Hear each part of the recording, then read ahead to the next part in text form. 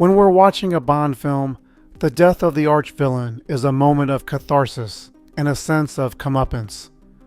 The event comes with relief, the settling of conflict, and the natural expectation to see a hero's victory symbolized by the fall of his enemy. I will be ranking the fatality of villains during the Connery era for overall enjoyment, savagery, and poetic justice. The Connery era begins with Dr. No running through Diamonds Are Forever, including on Her Majesty's Secret Service. Oh yeah, Never Say Never Again is in there too. 2 Largos for the price of 1. For the sake of brevity, I'm not including sidekicks, henchmen, or the big baddie, almost always Blofeld in cameo appearances. Blofeld is the arch-villain in at least 3 films, so you'll see him here.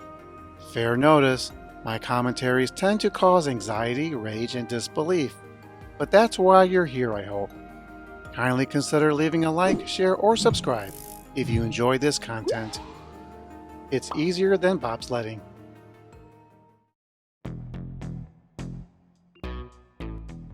First up, disqualifying Blofeld from You Only Live Twice. If I was ranking the best chance to eliminate Bond or another for getaways, Blofeld of You Only Live Twice would have placed near the top.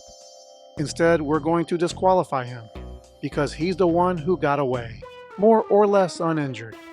Bond eventually tracks Blofeld inside a volcano and disrupts Blofeld's plan to start World War III using a space program likely more advanced than the 2 superpowers. Putting Bond at a disadvantage, Blofeld gets one pull of an easy trigger and wastes it, killing a loyal. Another chance was spoiled by a shuriken, something we 80s kids were taught could only be handled by ninjas. Anyways, Blofeld scatters away and gets in one last spiteful act and blows up the volcano. Both he and Bond escape to fight another day. Next at number 7, Blofeld from On Her Majesty's Secret Service. Bond and Blofeld fight over snow and ice before a final boss fight on the bobsled track. But Bond gets a leg up and wedges Blofeld's neck into the tree branches. This is why they say, keep your hands, arms, feet, and legs inside the ride vehicle at all times. I was tempted to disqualify this too, since Blofeld didn't suffer a fatality. However, Blofeld did meet an end, coming up short in his one-on-one with Bond in little seen, less spoken result. Telly Savalas had a unique take on Blofeld. He's more of a hands-on type. Picks his own fights, and is more than a figurehead. We get to enjoy seeing them at odds with one another, rather than the very group get-together that seems to repeat itself, film after film. Depending what you decide is canon, Blofeld either returns fully healed, but needs a new look in Diamonds Are Forever, or he's seriously debilitated in the opening scene of For Your Eyes Only. One could suppose that what we see in For Your Eyes Only is a result of Diamonds Are Forever. But what about the baldness and the voice? Oh, am I asking too many questions? Number 6. Blofeld from Diamonds Are Forever. Somewhere off the coast of Baja, I haven't got anything at Baja. Blofeld nearly succeeds in blackmailing the world with his super satellite laser weapon. While Bond shows his face, some credit should go to the CIA launching a helicopter assault on Spectre's oil rig base. Blofeld has seen all this before, we think. While there was a tense scene with Bond, Blofeld, and a look-alike together earlier, the climatic reunion in the end just seemed boring and obligatory. I really didn't like this interpretation of Blofeld. It has none of the mystery of its earlier films, and doesn't have the gravitas of either Pleasance nor Savalas. Blofeld makes another getaway in his lifeboat, seating only 1. There is some comedic relief at least, when Bond takes control of the crane and we enjoy some sense of justice. Bond sabotages Blofeld's escape plans using the mini-sub as a wrecking ball. Like Blofeld, we're left hanging without closure. There's a quick cut, and Bond follows Tiffany Case into the water. We're never sure if Blofeld survived or Bond got the justice he so sought out a second time. As mentioned before, you could look to For Your Eyes Only for answers, but it doesn't answer everything that happened to Blofeld here. Right idea, Mr. Bond. But wrong pussy. Number 5. Maximilian Largo from Never Say Never Again. In the remake of Thunderball, we go underwater where Bond defuses a nuclear warhead. Of course, this puts a kink in Spectre's plans, and Largo chases after him. Bond has to tend to the device first before dealing with crazy Largo, who has a spear gun pointed at Bond's back. Fortunately, Domino is there to spear Largo, and he goes away rather quietly, very quietly. This ranks only higher than the prior entry because there is an absolute fatality, one without emotion or regret. There is music that attempts to coerce some feeling, making the scene appear more powerful than it is. All of this drama was filmed underwater, with masks, oxygen tanks, and no dialogue. When you hide the actor's face, voice, and virtually all non-verbal cues, you lose a lot of emotion. But the shot looks cool. Largo and Domino may have had a complicated relationship, not to mention Spectre having Domino's brother Jack killed. Boy, that must make date night awkward.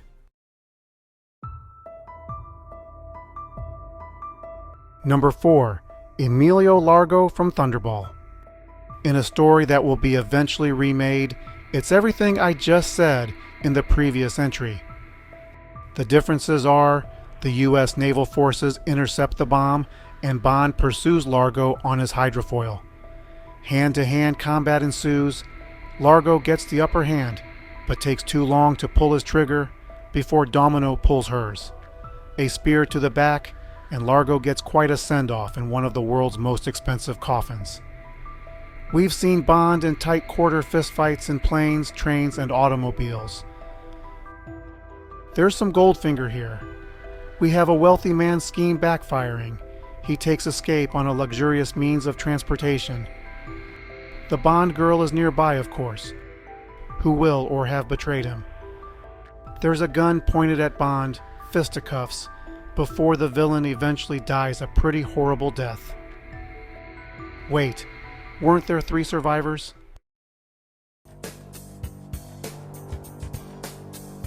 Number 3. Dr. No from Dr. No.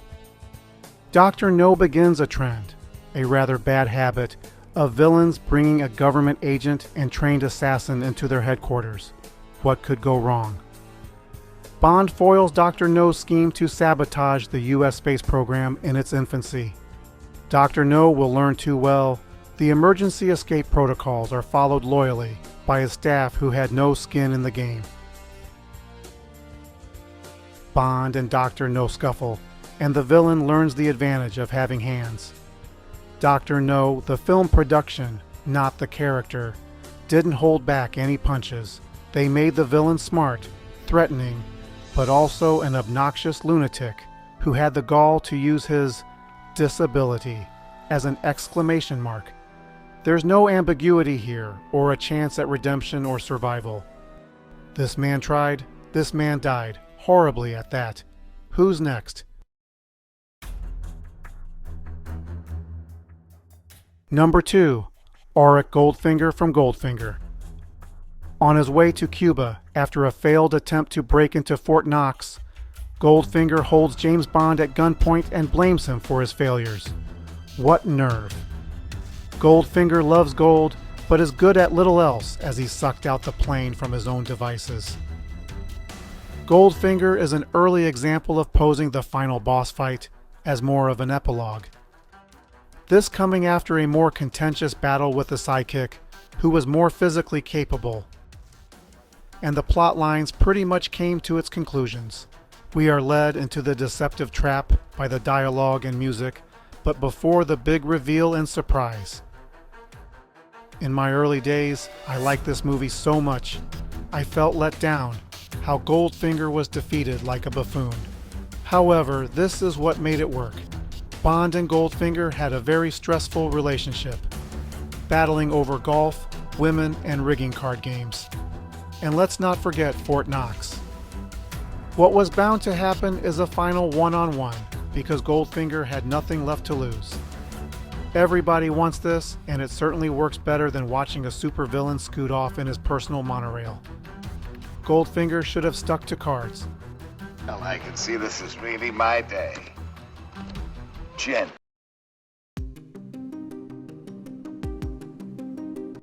Number 1. Rosa Klebb in From Russia with Love.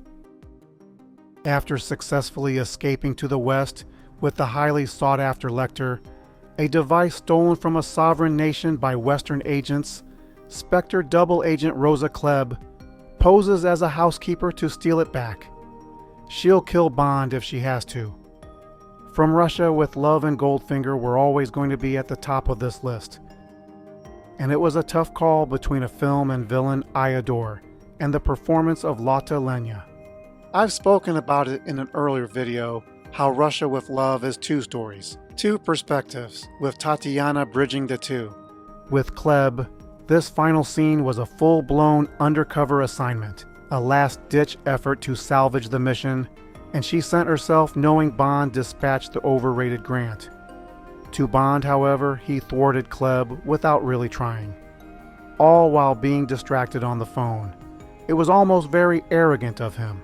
Okay, so Klebb pulls out the gun and appears close to be the next hero of the motherland before Tatiana betrays her. Then comes a distraught battle with Klebb, giving everything she has, pulling out her best tricks with the poison shoe blade. Klebb is not just desperate for Spectre but also for her government, as both will benefit if she gets away with the Lecter. Bond's death would be celebrated over cocktails. Klebb doesn't come across as physically imposing, a psychopath for sure, and extremely zealous. Neither her motherland nor Spectre liked to be on the wrong side of truth. It took two to take her down. You can see the pain Klebb feels when she realizes she will not win. Her last dying breath is one of failure. No propaganda, no wishful thinking of philosophical superiority will change the fact her plan was thwarted. Her beloved organization was humiliated, and her government national security threatened. Let me know in the comments below, how would you rank the villain fatalities in the Connery era? This is Mr. G of Synergy saying, you should always judge a hotel by its chairs. Be sure to check out my main channel. Thanks for watching.